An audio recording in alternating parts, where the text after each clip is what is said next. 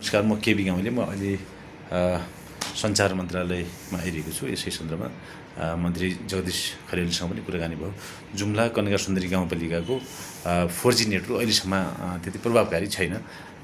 त्यसले गर्दाखेरि त्यो जनताले त्यो आवश्यकताअनुसार चाहिँ त्यो त्यहाँ अहिलेको इन्टरनेट सिस्टमलाई चाहिँ भरपुर रूपमा प्रयोग गर्न सक्नु भइरहेको छैन। जनता अब इन्टरनेटको पहुँचबाट टाढा भएपछि एक त कर्णाली चाहिँ यसै दुर्गम क्षेत्र छ। यसै सन्दर्भमा चाहिँ हामी सञ्चार मन्त्रीसँग पनि कुरा गऱ्यौँ। हामीसँग नेटवर्कको सिस्टमको लागि जानकार हुनुहुन्छ सञ्चार तथा सूचना प्रविधि मन्त्रालयभित्रै एकजना सर हुनुहुन्छ। उहाँसित हामी के भइराखेको छ त त्यसै सन्दर्भमा हामी कुरा गर्दैछौँ। सर नमस्कार। यो चाहिँ यो कर्णाली प्रदेशको जुम्ला जिल्ला कन्या सुन्दरी गाउँपालिकामा यो 4G सिस्टम अझै चलिराखेको छैन। मतलब त्यहाँको गाउँपालिकाले पनि प्रयास गरिराखेको हो। अहिलेसम्म ठेकेदारको लापरवाही र ढिला सुस्तीको कारणले चाहिँ अलिक पछि परिराखेको स्थिति छ। यसै सन्दर्भमा चाहिँ सरले चाहिँ उपाध्यक्ष सरले चाहिँ यसको बारेमा जानकारी दिनुहोस् न प्लिज।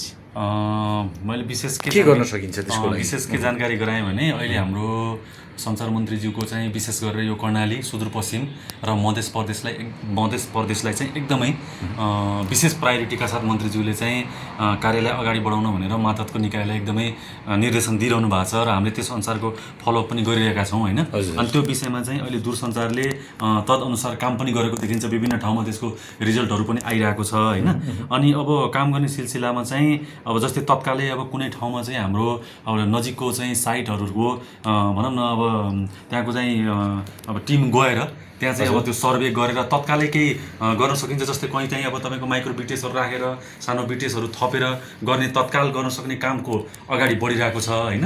अनि अर्को भनेको अब नयाँ टावरको केसमा चाहिँ हामीले चाहिँ यहाँबाट चाहिँ मन्त्रालयको मन्त्रीजीको निर्देशनमा मन्त्रालयबाट चाहिँ त्यहाँ त के छ भने सर जस्तो एउटा टावर त छँदैछ, त्यसले चाहिँ त्यो पुरै वेबहरू त्यहाँ चाहिँ प्रसारणको एउटा के छ त्यहाँ सिस्टम चाहिँ खोजहरूमा अन्य बस्तीहरूमा जस्तो त्यहाँको वडा नम्बर कन्या सुन्दरी गाउँपालिका वडा नम्बर 3 भयो 4 भयो। अब विभिन्न चाहिँ क्षेत्रहरूमा केही पहुँचभन्दा टाढा भएका क्षेत्रहरूमा त्यहाँ चाहिँ अब प्रभावकारी नेटवर्क छैन, 4G चल्दैन। अलिकति मैले थोरै के जानकारी निवेदन गरेँ भने हजुरलाई विशेष गरी यो भनौँ न अलिकति भौगोलिक हिसाबले अलिकति दुर्गम ठाउँहरूमा चाहिँ के समस्या छ भने हाम्रो टावर कतिपय ठाउँमा भएको तर कतिपय चाहिँ बिजुलीकरणको समस्या, कतिपय सोलर साइटहरू भएका जहाँ चाहिँ बिजुलीकरण नहुँदाखेरि चाहिँ अब सोलरले चाहिँ ब्याट्री ब्याकअपको दिनभरि चल्ने होइन, साँझ बिहान चाहिँ अब त्यसको ब्याकअप। अब यो जुम्लाको हकमा बताइदिनुहोस् अहिले कुन कुन गाउँपालिकाको लागि अहिले चाहिँ यहाँ अब हाम्रो चाहिँ अहिले हामीले टेलिकमले जुम्लाको हकमा चाहिँ हामीसँग टेलिकम राख्नु भएको छ। कुन गाउँपालिका लागि गर्नु टेलिकमको डाटा हामीले टेलिकमको डाटा अनुसार चाहिँ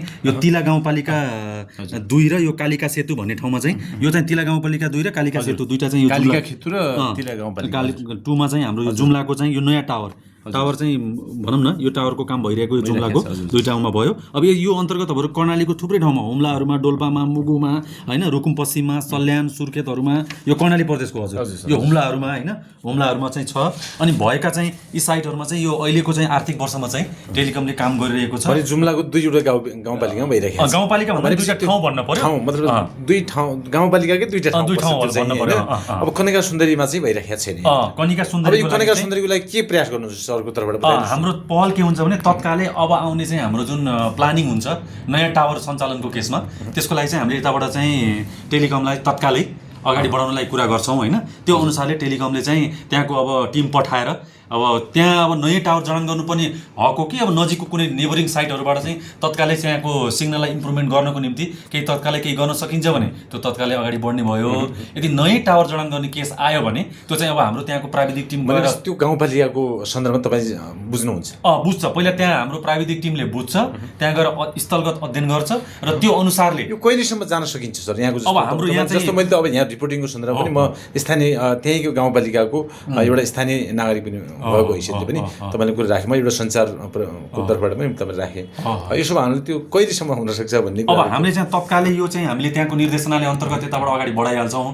त्यहाँको प्राविधिक टिम जान्छ होइन सर। अब त्यो प्राविधिक टिमले त्यहाँको स्थलगत अध्ययन गरिसकेपछि अनि हामीले त्यो अनुसारको अब नयाँ टावर जडान गर्ने हकमा त्यो प्लानिङमा गएर त्यो अलिकति प्रक्रिया थोरै समय लाग्ला तर होइन। अब त्यहाँको भौगोलिक संरचनाले त्यहाँको नजिकको नेबरिङ साइटले नै सिग्नल पुग्ने रहेछ भने त्यो त भनौँ न चाँडै नै हुन सक्ने काम भयो सर। मैले त्यो हजुरलाई निवेदन गरेँ। हस्, धन्यवाद सर। अब यो सरले चाहिँ महत्त्वपूर्ण चाहिँ अब जीवराज उपाध्याय सरले चाहिँ जानकारी दिनुभयो। हाम्रो चाहिँ अब मन्त्रालय सञ्चार तथा सूचना प्रविधि मन्त्रालयमा उहाँ एउटा चाहिँ अब इकाइको रूपमा उहाँले सम्हालिराख्नु भएको छ सरले। अहिलेको नयाँ सरकार जेएनजी सरकारको नेतृत्व जगदीश खरेल उहाँ पहिले पनि उहाँ आफै पत्रकार भएर पनि अहिले मन्त्री भएपछि अहिले छिटो छरितो काम पनि गरिराख्नु भएको छ। यस सन्दर्भमा चाहिँ सरले पनि यस्ता कुराहरू छिटो छरितो लिनुहुन्छ भन्ने पक्कै पनि विश्वास लागिरहेको छ। धन्यवाद सर। हस्।